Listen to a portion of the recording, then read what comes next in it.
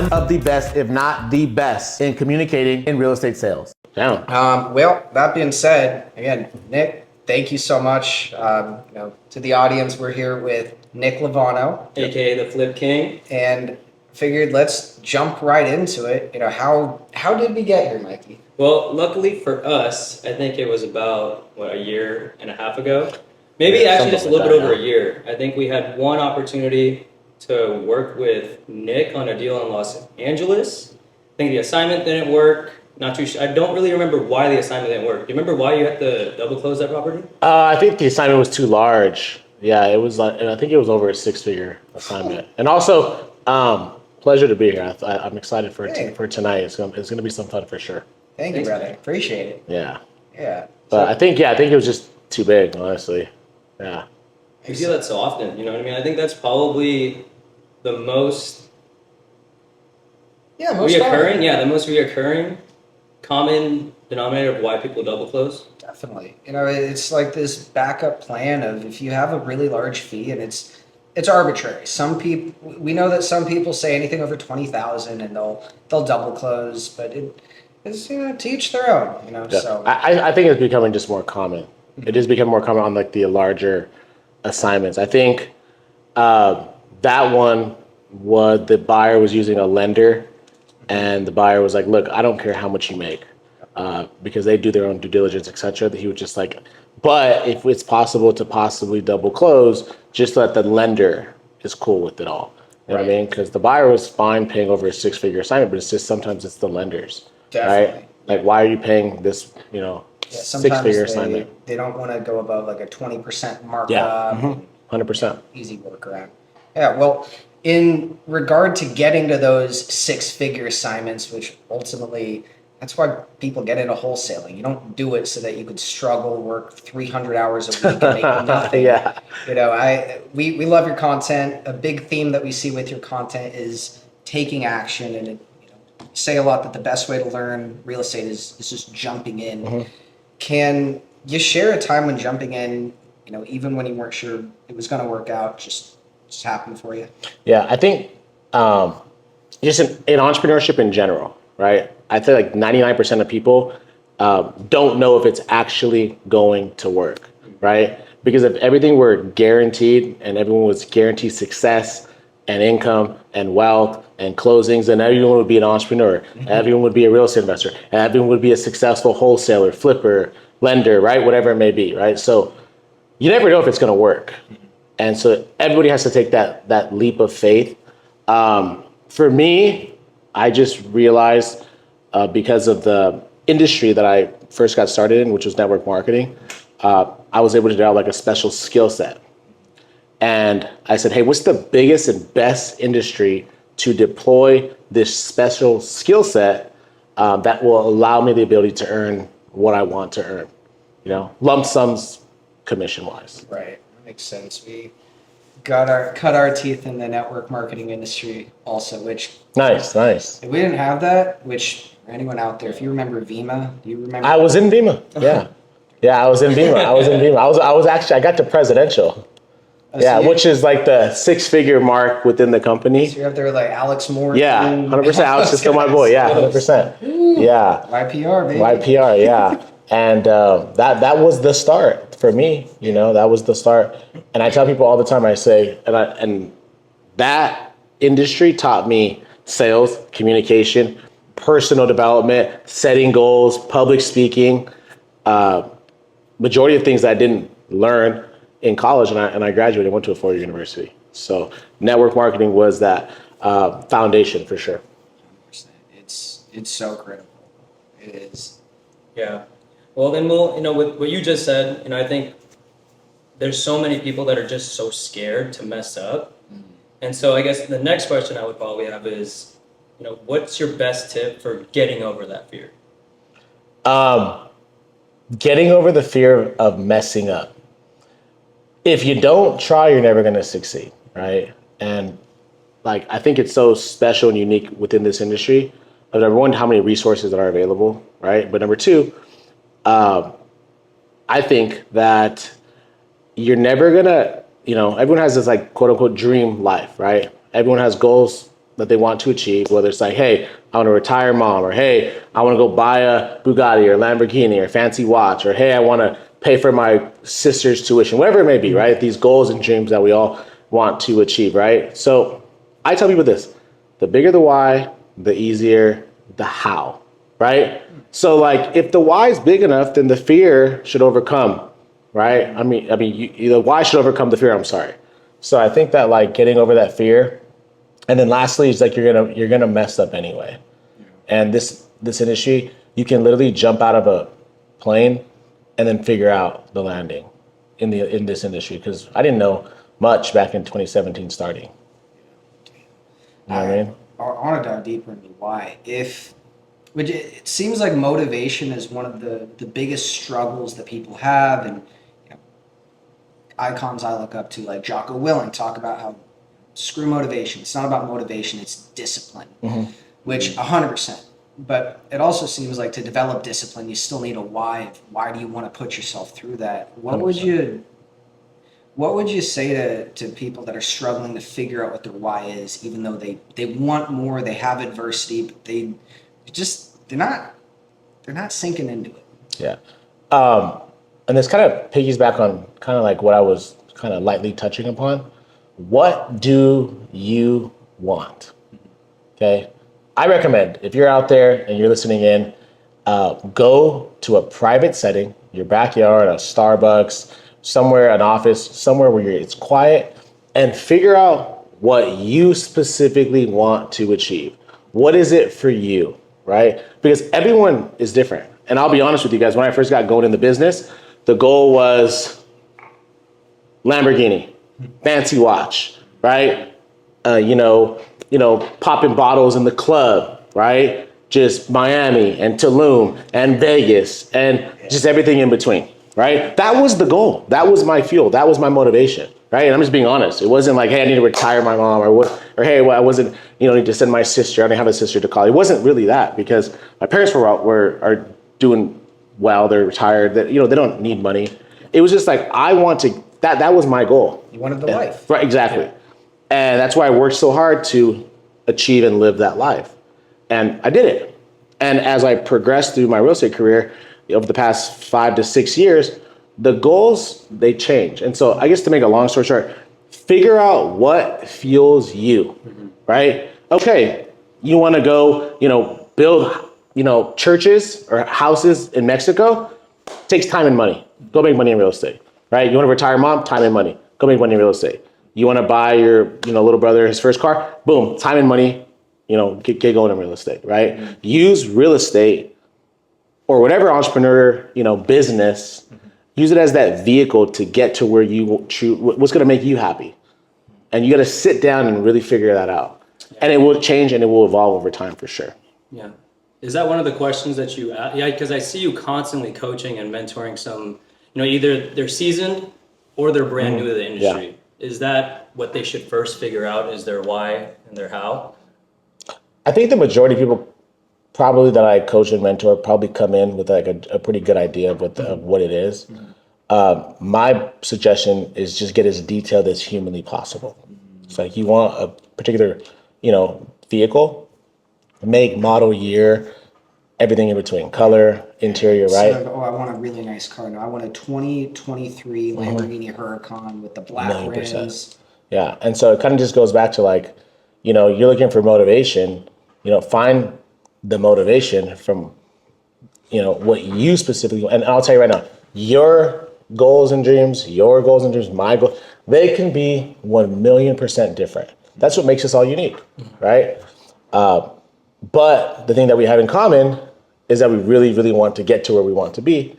And so that's why you don't really have, you don't need an alarm clock. That passion, that fire should wake you up. I remember 2017, first getting going in the business. I didn't need a fucking alarm clock. I was ready to go. I said, this is the vehicle, work the vehicle, and then boom. A year later, it was night and day for sure. Did you always have that mindset where once you had your why, you knew the direction, you could just crank it out? I think I had the why, I had the vehicle, but in the beginning, 2017, there was not as many resources as there are today, right? There wasn't bulk skip tracing. There wasn't like all these fancy websites to find buyers. There wasn't the investor lift. There wasn't as many advanced auto dialers. There wasn't all the SMS platforms that there are today. There wasn't companies, double close companies at your fingertips, right? To deploy, boom, get your thing closed, as fast as you can. There wasn't as many resources. So in the beginning, it was challenging. Because we kind of had to figure it out. Today, so many resources, right? So many like credible mentors, right? Hopefully, right? There's a bunch of, mentor people that aren't credible, find the credible ones, right? But so many people that can like walk you through. And so figure out the why. We're already we know the vehicle, and then just get to fucking work. Yeah. Well, segueing into work, another theme that we've seen you talk about on your profile is flow, getting into a flow state. When you get into a flow state, I know when I am, time just disappears. Your work becomes the video game. You love it. Yeah, 100%. How do you get into flow, and how would you give advice to somebody else that's trying to get into it? I think that like flow for me personally, it comes from number one, like the discipline, right? And I think that like as entrepreneurs and business owners, right, no one's gonna make you get up early, right? No one's gonna make you stay up late. No one's gonna make you leave your office at 7, 8, 9 o'clock at night. And I think flow, right, comes from the why. And then number two, I think that once you kind of experience a tiny little bit of success, it's almost an addiction. And that's the most craziest part, right? They say growing up, don't become addicted, right? Don't become addicted, right? Well, you can, that there's logic to that, right? Don't become addicted to the wrong things, right? But you become addicted to your business. You become addicted to, closing deals. You become addicted to success. You become addicted to blessing people from fruits and, from your business. There's also really good addictions. And I remember when, I'll never forget, I got going in the business, and 33 days from the day that I said I'm a real estate investor, closed my first deal for $90,000. Right? $90,000. You're one of those guys. Later. Yep, one of those guys. Right? And now, is everyone going to experience that type of success? Or is everyone going to have that story? No. Absolutely not. Right? But that's my story. Got going, 33 days later, $90,000 net profit. Switch that up for you Boom. real quick, man. And like I know it's easier, to say to come from 90,000, but if you're out there and you get that first deal, whether it's 2,000 or 5,000 or 12,000 or 25, that's your proof of concept. Yeah, that's right. That's a win. Now go rinse and repeat. And you could do that 20 times a month in this business, 30 times a month, 10 times a month, 5 times a month. Right? There's no limit to, how many times, you can rinse and repeat that, every single month. Yeah, you just got to keep pushing it, right? I mean, at the end of the day, you fail, you don't get a contract. There's some people that, years, they go years and they don't even get one deal done. And it's crazy, but they're still trying. I still see people that are still reaching out, still trying to make new connections, still trying to be successful in wholesaling. The same way you are, Nick.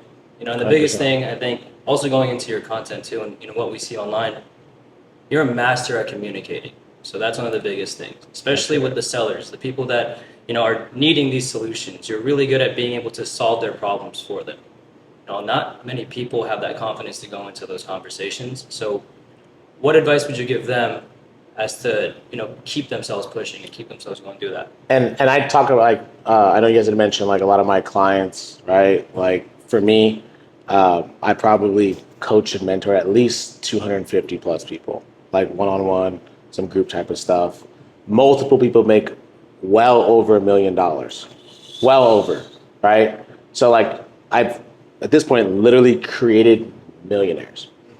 And I think the biggest obstacle in the business today, what separates unfortunately, the winners and losers, the closers from non-closers, the producers from non-producers, the income earners from non-income earners, the people that can close and people that can't, is exactly that. It's your skills. right? And I tell everybody, if your skills aren't right, get them right, right? By practice and repetition, right? What you do or don't do in the in the dark, always shows up in the light, right? So I'll say it again, 'cause I messed up the first time. What you do or don't do in the dark always shows up in the light, right? It's like, who are you when no one's looking? Yeah. And so if you know your skills aren't right, get them right, right? Go listen to a bunch of YouTube videos, transcribe the YouTube videos, the sales and acquisition process, the matching, the mirror, the rapport building, the closing, whatever it may be, right? Practice, role play, do what you need to do to get the skills right, right? And then secondly, it's just the work ethic. The work ethic. And I believe to succeed at a high level in the business, you got to have both. Your skills got to be right. So if they're not right, get them right. And then number two, you got to put in the work. There's no ifs, ands, or buts. There's no way to get around it. You've got to put in the work. So if you combine those two, it's extremely powerful. And I think that I've been able to do that, over the past 5 or 6 years. And I really believe that it was the network marketing for 4 years that really prepped me for this business. Seems like with network marketing, you also talk about Alex Morton. Obviously, there are a plethora of other phenomenal entrepreneurs there, and people that mentored you. And obviously, you're an extremely successful mentor yourself. Outside of somebody reaching out to you directly, in general, what advice could you give to someone that they want it, they know they need to find a mentor, but they're at this gap of, okay, I know the vehicle, I know I need to find a mentor, but how do I get there? Like, how do I find the right one for me? Yeah, I think that, and thank God we have this thing called social media, right? And what I mean by social media is literally you can connect with anybody, right? A click of a button, you can connect with somebody anywhere around the world or anywhere around the country. And I think that for me, you can kind of tell the people who are real versus not real. And I'll tell you the way you can tell is if they get in the field.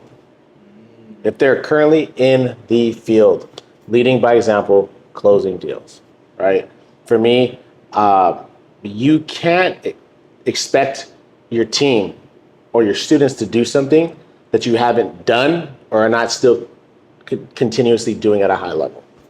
For me, how am I going to coach somebody on how to close if I can't close? Right? Or how can I teach someone how to close if I'm not currently still closing? How can I teach you how to run a successful wholesale business, fix and flip business, whatever it may be, if I am not currently, if I currently don't have a successful business myself? Because the markets change, the marketing changes, the infrastructure changes, the data changes year over year over year. What worked in 2017 isn't necessarily working in 2025, right? No way. What worked during COVID in 2020 with all the hedge funds buying at 90% of ARB isn't happening anymore, right? So how could I coach you and get you to where you need to be if I don't understand what's happening in today's marketplace? So safe to say, make sure that the mentors you're looking for aren't just speaking some BS, but what they're saying checks out. You could tell they're not either just doing it out of theory or they haven't done it in 10 years and they're sitting in their armchairs. It's like I tell people all the time, I say, hey, look, and I've done this countless of times with my students. Let's call leads back together. I'll take the first 10. And I'll show you, right, how to do it. I'll walk you through how to do it, right? And that's why I go on all these, I used to, and now it's kind of like hit or miss, but that's why I always display my skills online, whether it's Instagram Live, YouTube, the competitions or whatever it may be, because I'm not afraid, right? I can showcase the skills at any point in time. And so I guess to make a long story short, if you're looking for that mentor, number one, make sure they're credible and knowledgeable, but they're actively in the business doing deals, And I tell people, I can always show you better than I can tell you. I mean, that's the sign of a true leader right there as well. Showing rather than telling. 100%. Let's see. So the next one that I got for you is about. I know when the Dodgers were playing, the life that you live is phenomenal. Like I'm wondering, how do you balance, having fun with yourself, but also like, but let me scratch that.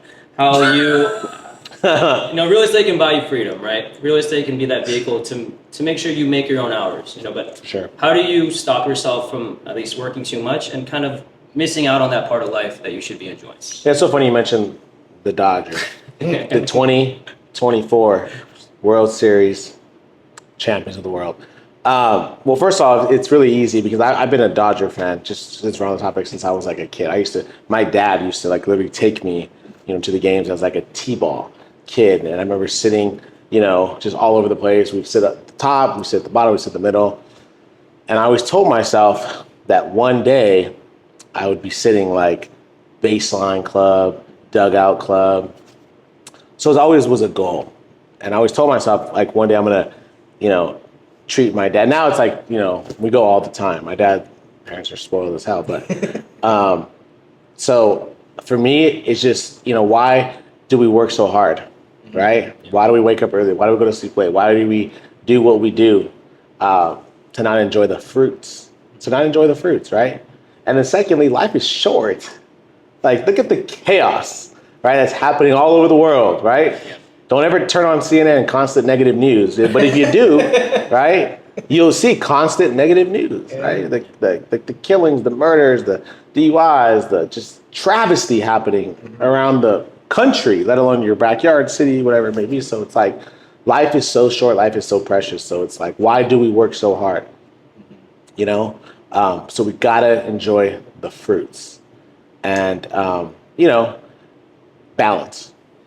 With balance, there's absolutely like I don't think anyone wakes up thinking like, how do I just grind my ass into oblivion? Mm-hmm. But and I know personally I fall victim to it. It's the intent is to build wealth so that you can use that wealth to live the life that you want. But it's so often that you can rationalize, I could put that off a little bit, or I do need to get this done, or I have this deadline, or we have this project, partnership, whatever it is. Like, how do you personally look at, I've done enough, now I'm going to have fun? I think there's a time and place for everything, right? There's a time and place. And I'll be honest, early on in my career, real estate career, I owned a high-paying job. Right? So the business wasn't really functioning at the highest level without me there. And that's simply because I held every single seat within the organization, right? And I mastered every single seat within the organization. And then I got to a point where I'm like, hey, I want to build an actual real business that doesn't require me to be there all the time. So I think that there's a time and place for everything. And there's that kind of goes along with like whole systematically scaling the business. I believe in the beginning of your career, you're doing everything. Yeah. You're doing everything. And so in 2017, 18, 19, I probably didn't have the freedom that I have from 2019 to 2024, right? And so I think that like I was able to systematically scale and then really create that time freedom from systems, processes, procedures, and incredible salespeople. At what point did you figure out that you wanted to start scaling, or that was the next step for your business? I think that was just the vision, and I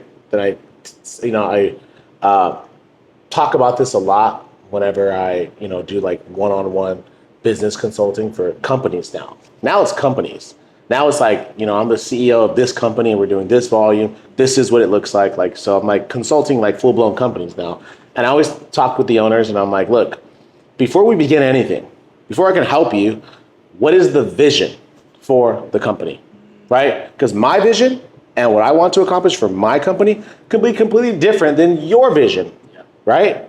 So you need to, number one, sit down and figure out what is the vision for the company. For me, the vision was always to eventually scale and not own a high-paying job forever. And the only way to do that is by the correct systems, processes, procedures, and incredible salespeople.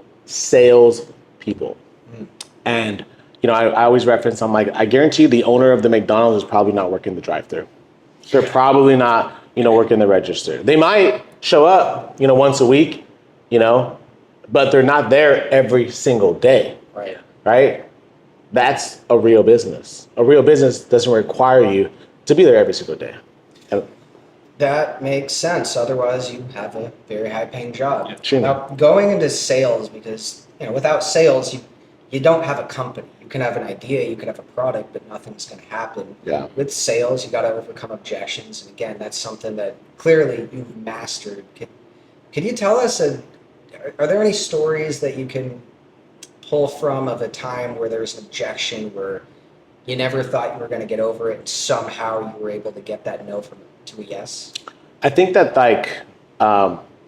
we're in the business, or I'm in the business of being a problem solver, right? We're very solutions oriented, and I often communicate with sellers, letting them know, hey, look, we're in the business of structuring this deal in favor of you, right? So, time frame of closing, right?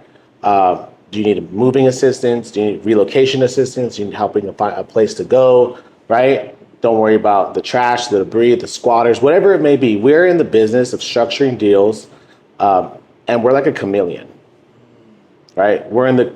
We are a sense chameleon, right? So we're able to structure deals according to the seller, and that's why we get so many deals done. Yeah. Just today, we had a seller, we have a property under contract, and I believe it's probably like a $50K deal. Easy home run $50K deal, pretty easy, right? One of the sales managers goes, hey, he doesn't want to close until January, So I said, okay, let me call the seller. We're like November, tomorrow's the 15th, already halfway through November, right? I call the seller and I'm like, can we wait till January? Yes. But for me, in my head, I'm like, that's like 45 days.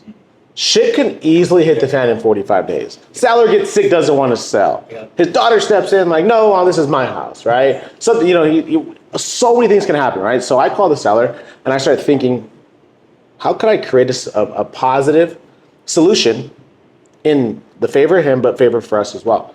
So I, think outside of the box. I go, hey, Mr. Seller, when do you want to close? He goes, probably January. I said, hey, have you ever thought of this? Allowing us the ability to close maybe sometime in the first week of December, and us giving you 30 days to move from point A to point B, right?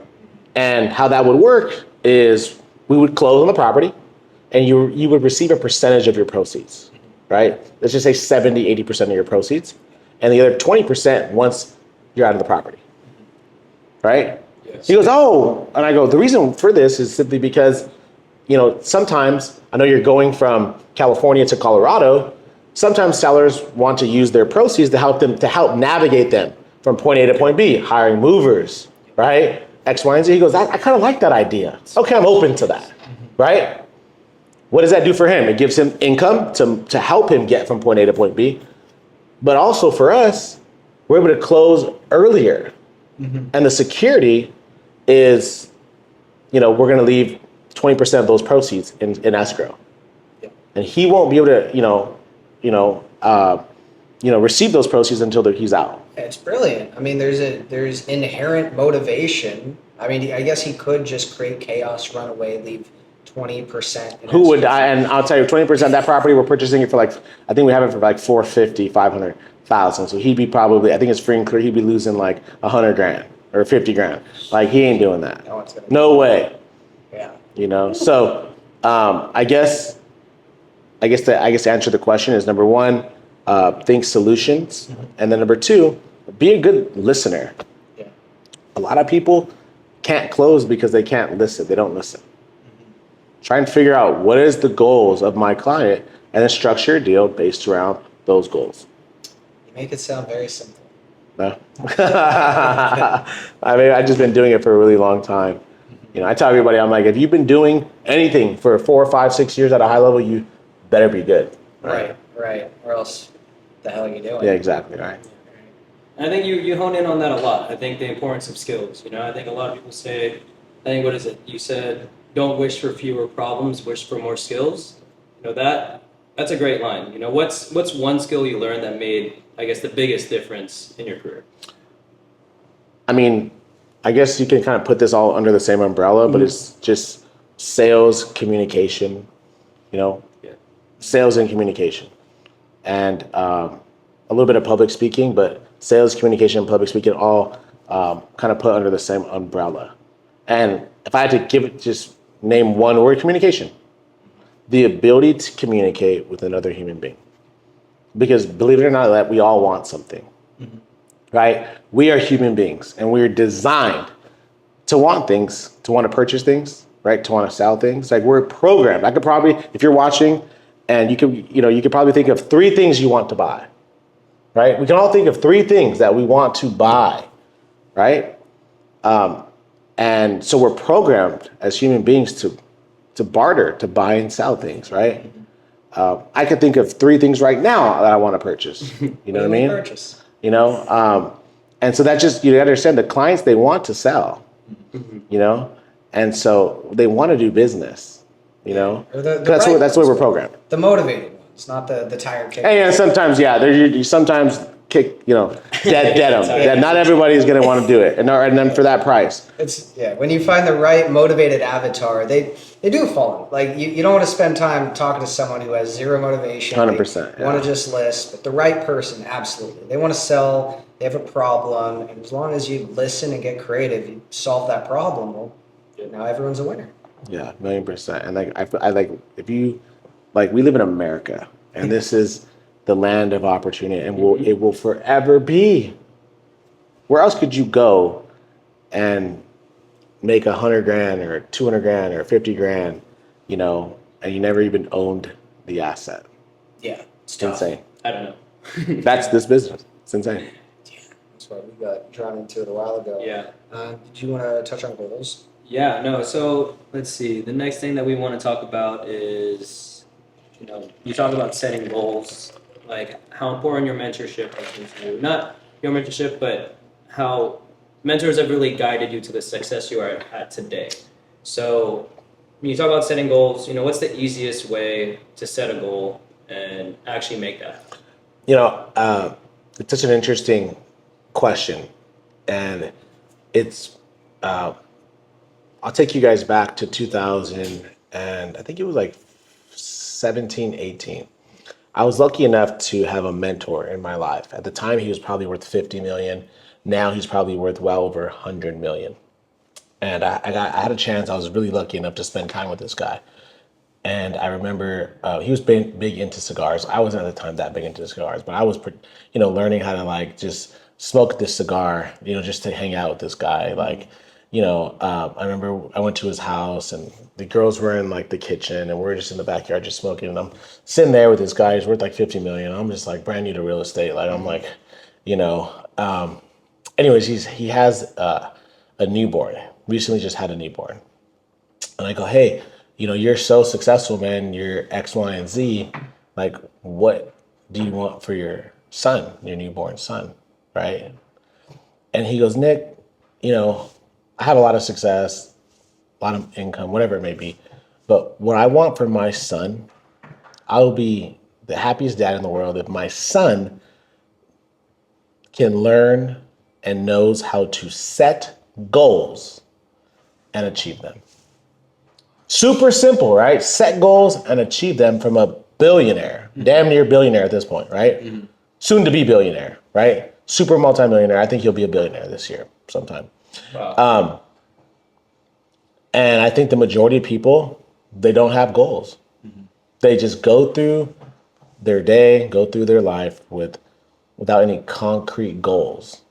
And that's why they wonder why they end up where they are. It's very similar to going to the gym or going to the supermarket. It's I guarantee you, if the majority of people don't have to put in the GPS to go to the supermarket, or don't have to put in the GPS to go to the gym, right? We get into our car, we wake up, we're going to the gym, get into the car, boom. We don't need to put in the GPS. Why? Because our muscle memory kicks in, our memory kicks in. We know exactly where we're going, right? That's how the majority of people go through life, right? Every single day, it's like going to, the gym or going to the supermarket. And they 10 years passes by, right? But my recommendation and what's going to, move the needle a little bit is by switching up your destination, figuring out where do I want to go, and then putting it in the GPS and figuring it out, right? And the way you get away from doing that same thing every single day is by setting goals. And they should stretch you and they should scare you a little bit. Yeah. Because if you're stagnant, and everyone knows this, it's cliche, but it's just real. If you're not growing, you're what? Dying. Yep. And so for me, over the years, you're gonna have to take some risk. And the risk, I calculate a risk, but it should stretch you, it should scare you, and that's where growth happens. That makes sense. That makes a lot of sense. And it's that difference of just mindlessly going through autopilot and then saying, I want to be here, and then here's my plan of attack, even if it's just a very small task, something to do every day. Like, what's your roadmap? Rather than, I'm going to end up in New Zealand. It's like, well, that's a great thing to say. But, what's the series of events that are going to For sure. Yeah, So it's just like, again, sitting down and being very, very detailed on what you want to achieve and then figure out a way to get there, right? I guess, how often do you write down your goals? Do you do it every quarter? Do you do it every day, every week? Probably every quarter, to be more realistic. I'm not there sitting every single morning writing down a goal, right? But I have one pretty one pretty big goal, but then a lot of micro actions that must take place to get to that particular goal, right? And I find myself, in a place sometimes to where I think the only time that I was stagnant is when I achieved a goal and didn't set another goal fast enough or quick enough. Wow. Stagnation. Would that mean like you hit the top of the mountain, you closed the deal, you did X, Y, or Z, and then the next day, and then the next day after that? I didn't sit down and think of what's next, right? So it was like a week passes by, a month passes by, 2 months, right? And I realized, holy shit, I'm doing the same thing. I'm not really getting anywhere, right? Yep. Yeah, it's interesting. There's this strange dichotomy that we play with gratitude and ambition. I was thinking about this after the gym the other day, and I feel like gratitude without ambition becomes complacency. Like we need to be grateful for the air in our lungs, Absolutely. the water from our sink, the food that we can eat, the bed we can sleep in. But if we're not wanting more, I feel like that kind of does lead to death as well. And it seems like some people get a little nervous about being overly ambitious. So it's finding that balance, it seems to be. Yeah, and I think, I think some people, they deep down, I don't want to say they're afraid of success, but they have this like blockage, right? Blockage. And it's one of those things to where, it's like self-sabotage starts to kick in. And I see it like more than more than I even know. And I go, how did that happen to that particular person? And it was like the self-sabotage, and something kicks in where it's like, I can't get there because I've only been there. Getting there would just be abnormal. So it's like really sometimes depending on who you were, where you came from, what you experienced growing up, you're going to have to block out half of that crap, because sometimes that self-sabotage will kick in, the guilt will kick in, the resentment will kick in, right? Yeah, you create your own It's like, oh my God, like I grew up in poverty and now I live in this big ass house. I feel so guilty.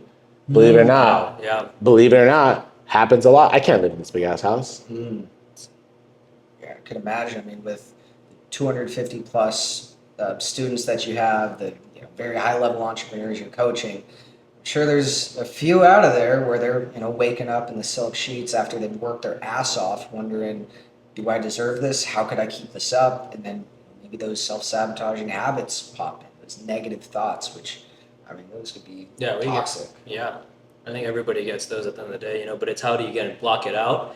And I guess focusing back on your why, right? Because I mean, same thing, growing up, I always thought simple life is good for me. I don't really need to make too much money. As long as I'm breathing, living, I'm happy. Yeah. But then you get older, you see your parents, you see, my niece that was just born, I see my little brothers, and it's not really just wanting it for myself, but it's wanting it for the people around me.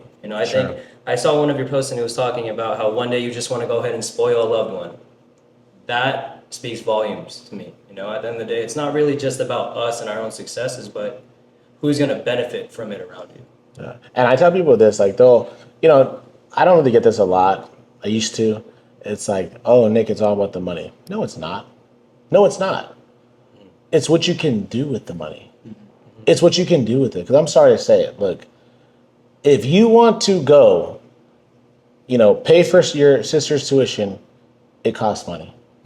You want to go pay off your mom's mortgage, it costs money. You want to go take your dad to the World Series, it costs money. You want to, you know, go, you know, build houses or churches in Africa, it costs money, right? And you need time. And so it's not all about the money. It's what you can do with the money, right? It's what you can provide with the money, right? It's not all about the money. Because money just makes you more of who you are. Money just makes you more of who you already are. Yep. Brings it out. It's an Million amplifier. %. Yeah, it's power, and it's interesting because we've had the pleasure of knowing very wealthy people, and a lot of them are the best types of humans possible. Philanthropic, through their businesses they create opportunities for others, and I guess that that's the beauty of the world that we all get to live in. We see those types of people, but there's also the stigma of Scrooge McDuck. Or that money that money just makes people greedy, which it can, but you're right, it's going to bring out who you are deep down, and also doesn't mean that money is always the root of all evil. Maybe you realize you're a little evil, and then you take that money and go to therapy. 1,000,000%, yeah, no, for sure. Well, diving more into money, in terms of making money, especially with wholesaling, since it's primarily marketing for real estate investors, we've also seen you talk about how there are so many different marketing channels, but the reality is, especially when you're starting, do master one. Do you currently have a favorite, like a marketing channel that you've been honing in on and mastering? I've made millions of dollars, and I'll just share this with everybody. Cold calling. Cold calling has earned me millions of dollars. Building a virtual cold call army, cold call center, has made me millions and millions of dollars. And I believe that it's an incredible starting place for people that don't have the biggest marketing budget, right? And it's going to give you the lowest cost per lead with potentially the biggest ROI. Yeah. And obviously, everyone has their own opinions. My biggest suggestion is stick to one or two marketing channels and really, really, really, figure it out. Stick to one or two and become a master of those one or two. I like cold calling too. Cold calling, it's one of it's how we started, and it puts you in the trenches. You want to talk about mastering skills, wearing all the hats, becoming the guy that can take it to the next level. I feel like cold calling is kind of the best it can get. Yeah, no, 1,000,000%. So I'd say, and then also a jack of all trades is a master of none. So, if you're, jumping shiny object syndrome from that channel to this channel to that channel to this strategy, chances are you're just going to, tire yourself out. Makes a lot of sense. It's a shiny object syndrome to the It max. happens a lot, dude. You go on YouTube University, it's like, come on. You know what I mean? It's like, oh, let me try that. Subject to. Oh my God, let me try this. Salary finance. Oh my God, let me try some wholesale. Oh my God, let me try some wholesale. No, oh my God, should I double close this? Oh my God, should I? Just come on, man. Come on, man. Yeah, that's the best way to put it. Yeah, I guess to piggyback on that, building a winning team is what we're going to talk about next. And you talked about just having an army of cold callers, and then you've also spoken about, people do what you do, not what you say, so I guess I'm kind of curious, were your first cold callers, like, were they here with you in this office, or were you coaching them virtually? How were you doing that? So when I first started back in the day, there wasn't a big marketing budget. There really wasn't as big a budget as there is today. So we basically we created our own small call center in person, which I do not suggest anyone to do. The most difficult, most challenging things that was ever done. And I'll tell you right now, the majority of people can't do it. They cannot do it. we had those people in the office like it was a job, working 4 or 5, 6 hours per day, zero base, like 10% commission. Okay. You're not going to build a scalable, predictable business that way, right? People quit, they don't show up, they fall off, et cetera, et cetera, et cetera. But we made it work. We actually made it work for 6 to 9 months. Started with probably like 15 in-house cold callers, right? And every single week, people would drop and drop and drop and drop and drop until we got to about 5. The most craziest part about this story is that once we started closing deals, those 5 people got promoted to the head of certain departments within our organization. And then we outsourced the callers and put them on hourly. It was insane. We brought in 15 people, which I don't suggest to do. Okay? Don't do it. But we brought in 15 people. We called it an internship. We taught them how to cold call Jordan Belfort style. We threw them on the dialer. Every single week, people would fall and fall and fall because they weren't making any money, right? Yeah. But a few of them were. And those are the ones that stayed around. They would generate the leads. I would close them. My other business partner at the time would close them as well. And they'd get 10% commission. Within about 6 months, 9 months, 5 people were left. Damn. Here's the kicker. Well, we were closing deals at this time, making probably, darn close to $100,000 a month, right? So once the deal started to close, we built out a virtual call center, and then we hired, VAs overseas to call hourly and train them. And it was like a science project, right? But we got it done. I mean, I'm probably one of the best in the country at building out of virtual call centers to this day. So now that these 5 people weren't cold calling anymore, one of them got promoted to head of acquisitions.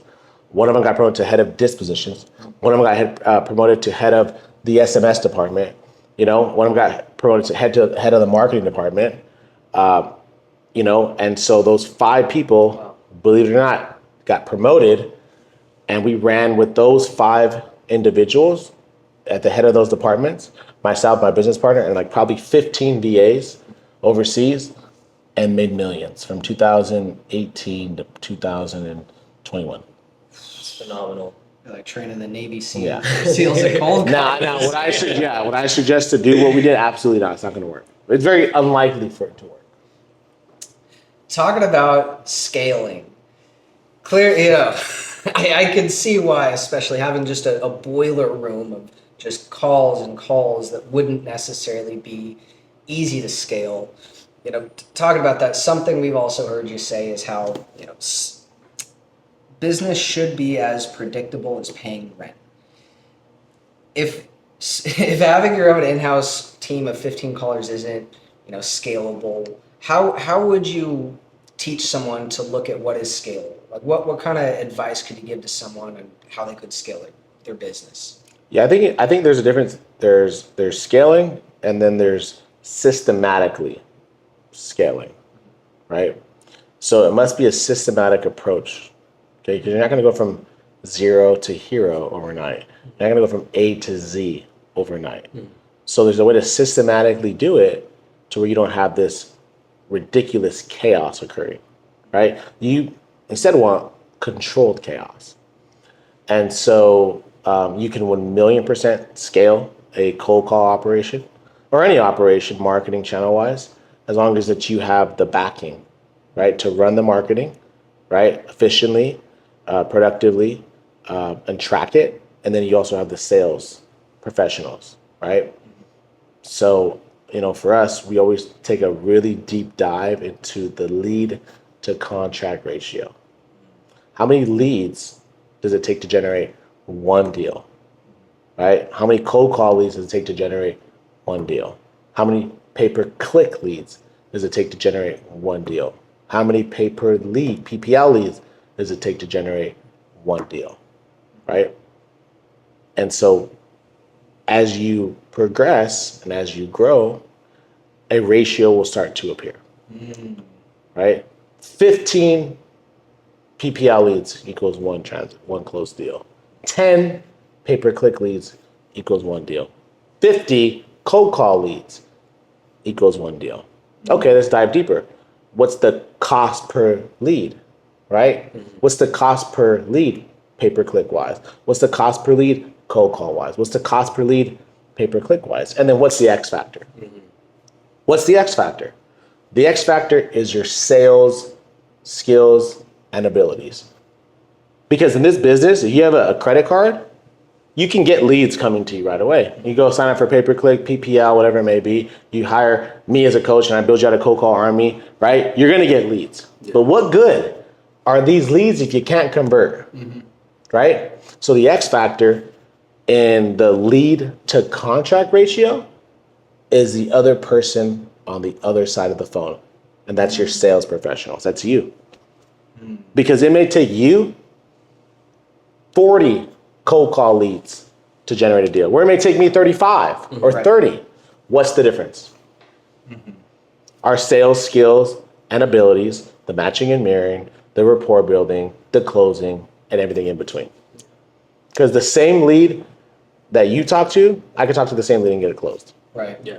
I remember my first sales job that happened. I got on a phone call, talked to the guy. Yeah. Told my sales manager, oh, he's not, Doesn't want to buy, yeah, right? doesn't want to. And he gets on the phone. He was this funny British guy. He's like, Aaron, you're an idiot. Like, yeah. like, this guy was so ready to sell. But, Happens. Like, No, it happens for sure. makes sense though. Like over time, you start seeing the data. You see, 10 to this, 1 to that, and also that X factor, right? Like maybe you're so bad, your skills are so, beginner that you can't scale the business because it takes 300 leads to get one contract. You're spending all your money to make nothing. So yeah, you just You have a conversion your issue. skills. We call that a non-profit organization. Do you for every caller that you have or everybody that works under your team, do you track them all individually of how many leads per closing that they have, or do you just kind of have like a generalization for the company itself? Well, there's I guess there's two parts to that. There's, for every, let's just say 5 hours that a cold caller is on the phone, they should be generating at least 2 to 3 leads. Got it. Okay. And then as far as like the lead to contract ratio in the sales department, yeah, we track the amount of leads that it takes them to generate a deal, which we have like some metrics, like, they're always kind of going up and down. So there's like a threshold, so we'll call it like 40 to 50 cold call leads is like one deal. Yeah. So it's like, how quickly can we generate 40 to 50? Because we know if we generate 40 to 50, it's a deal. Yeah. And then we look at our average deal size. Hey, our average deal size is $27,700 right now, right? So, 40 leads will get us a contract, and our average deal size is $27,700. So we kind of just do it, the mathematically that way. Gotcha. And then we always check our average deal size. That makes perfect sense to me. Well, speaking of, success in a way, clearly, we did not prep you on any of these questions. You just have this dialed. You're a machine. It's clear that you not only have built an empire, but what you've forged internally is a masterful set of skills. You're Batman of the That's the first time I heard that. That's a good one. But let's say you lost it all. Let's say you had to start from zero. What would you do to get back on top? I'd probably pull a list. And this is assuming I have a little bit of money. But I would pull a list. I would plug it into a dialer and hop on the phone. And if I had a little bit of money, I'd hire some VAs. If anybody watching this wants to know exactly how much little bit of money they should have if they did try to take that route, I think if you have if you're blessed enough to have that like 1 to like 5K, like you're ready to rock and roll. Buy that list, yeah. But you're working like a dog. You're working like a dog. Yeah.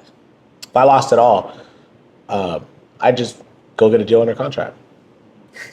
Easily. Would you only go back to real estate, or could you see yourself trying to go in a different direction?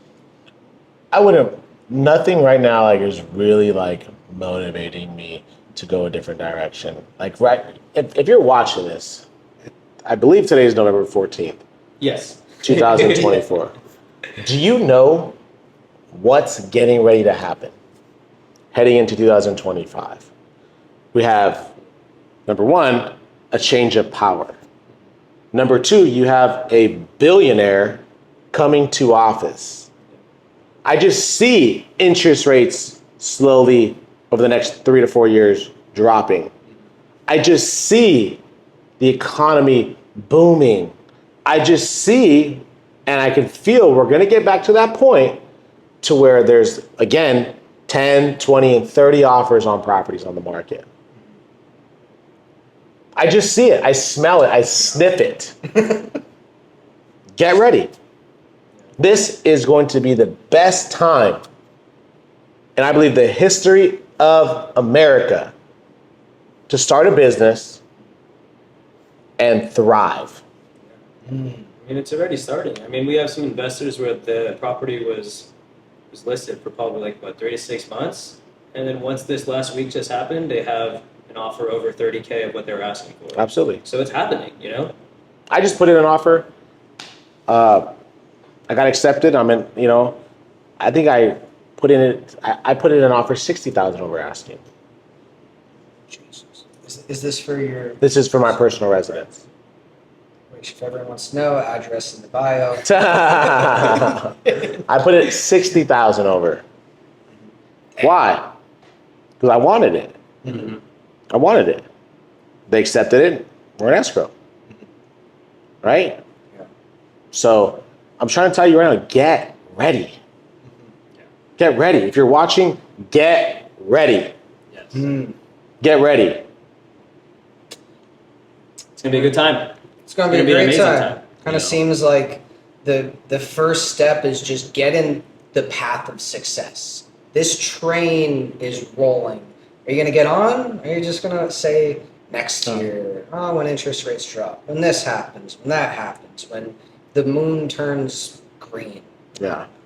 You know, I'd say, what do they say? They go, some will, some won't, so what? Next. Exactly. Right? Exactly. Shoulda, coulda, woulda. It looks too good to be true. But what if it was and you never found out? Like, And you just found out, yeah. right? Because they say what? Opportunities in life are never missed. They just move on to the next person. Yeah. This is your shot. This is your chance. This is your opportunity. There's a reason why you're watching this video. Because I was on that side of the camera in 2017. I was watching a YouTube video and I was like looking for something. I knew that I was like, you know, this network marketing thing is like not gonna work out the way I want it to work out, nor do I just knew I had to transition. I was looking for a vehicle. And I saw a YouTube ad and I saw a YouTube video.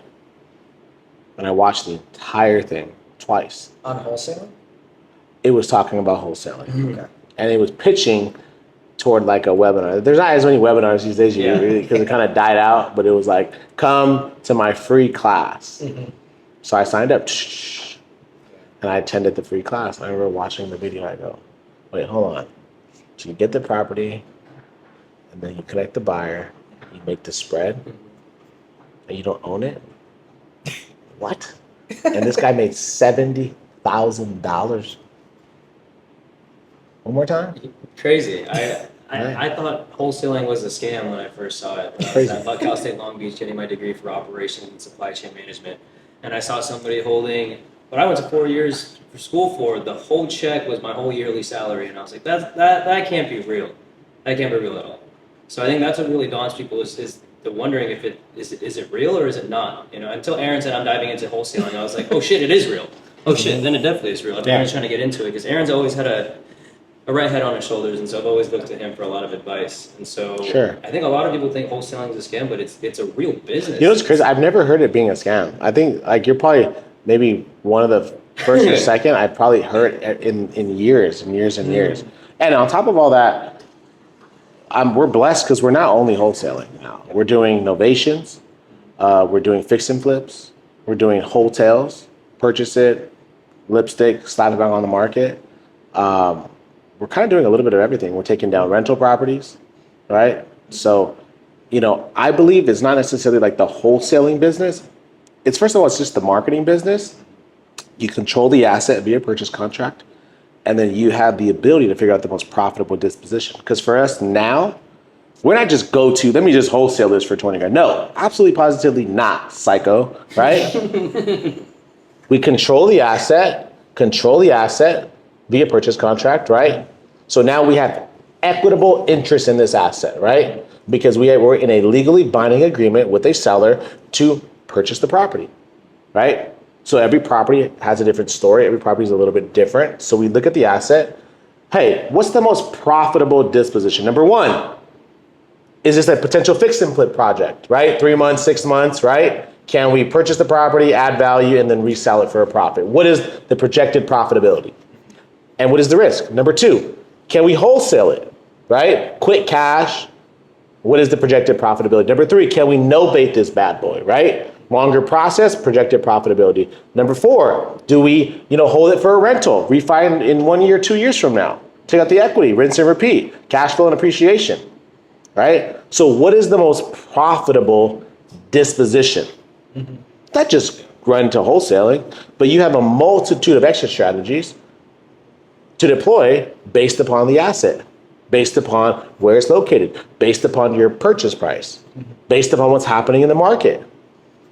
I would love to dive deeper into that for a second because we work with quite the variety of investors. We'll say some are wholesalers, but I can't consider you a wholesaler because you do so much else. You are a true real estate investor. Everyone we talk to says they want to do exactly what you've broken down. They want to buy their own rentals. They want to do their own flips. They want to take it to the next level, get to multifamily, etc. But they start with wholesaling. What do you think it is that separates the people like yourself that get into wholesaling and then elevate their game versus the ones that just stay wholesaling and maybe they're making some money, but they don't go to the next level? I think that it has to just kind of do with where you are in life. In the beginning of my career, I was wholesaling everything. I needed the money, fast cash. And then it got to a point where I don't really need the money. I can look at other strategies. So just to be honest, if you're out there, wholesale that bad boy and get that fast cash. You probably need it. I needed it. Yeah. And now I don't need necessarily the fast cash. I can kind of, wait a little bit longer. Yeah. So it kind of depends on where you're at. Yeah, makes perfect sense. It's like get to a point. Maybe you never want to also. Maybe you're completely fine with having a wholesaling company that provides the lifestyle that you want. Makes sense. Yeah. Makes sense. I think we've got only a couple more. Nick, I appreciate you taking the time to answer these questions with us. It's opening my eyes to a lot of new things that I personally have just not had that same perspective. So I appreciate you doing that. I guess the next thing I want to ask about is, what was your biggest win? I guess in 2017 is when you started all the way up to 2024 now. What has been your biggest win that's taught you the most? Definitely, my team. Yeah, I think my team, to be honest, like they're making some crazy money. So to be able to provide opportunities for the team to win is pretty cool to see. Like one of my guys just took his girlfriend to Europe for like 10 days, and the kid's 21. Man. You know what I mean? Like what? It's crazy. One of the girls just sold her rental property. Like it was a nice, healthy exit. Like what? So clearly it's not even close to just the money that you've earned, the lifestyle that you have. It's what you've been able to give to your team, to the people that have helped build. Not give. I think they've earned it. Yeah, they've earned yeah. that shit because he closed those deals. Not me. Damn, man. It's making me smile. It's hard not to. Amazing. Well, wrapping it up, because a lot of people that are going to be watching this are going to be beginners. I feel like all beginners are looking for the best advice, the magic pill, the secret sauce. What are 3 things that somebody watching this video, maybe they came across a webinar back in 2017 and haven't taken action, but what are 3 pieces of advice that you could give to someone to just take action and just get in the path of progress? Number 1 is find the vehicle. You found the vehicle. Number 2, figure out why you're doing it. And lastly, find a mentor. Cut the learning curve. Even if it's not me, find a mentor. Cut the learning curve, right? Tony Robbins talks about turning decades into days. Yep. What allows you the ability to do that? A mentor, a qualified, right, mentor who's actively in the business. So if it's not me, find somebody else. I tell her all the time, I say, hey, if you don't go through me, go through somebody else because you need it, right? Decades into days. That's beautiful. Damn, it's going on. It's going above my bed. Yeah, man. So again, I appreciate you guys having me on. I know this is probably the first of many, but future is bright. Yeah, 2025, baby. Thank you so Appreciate much, you, my brother. man. Appreciate you.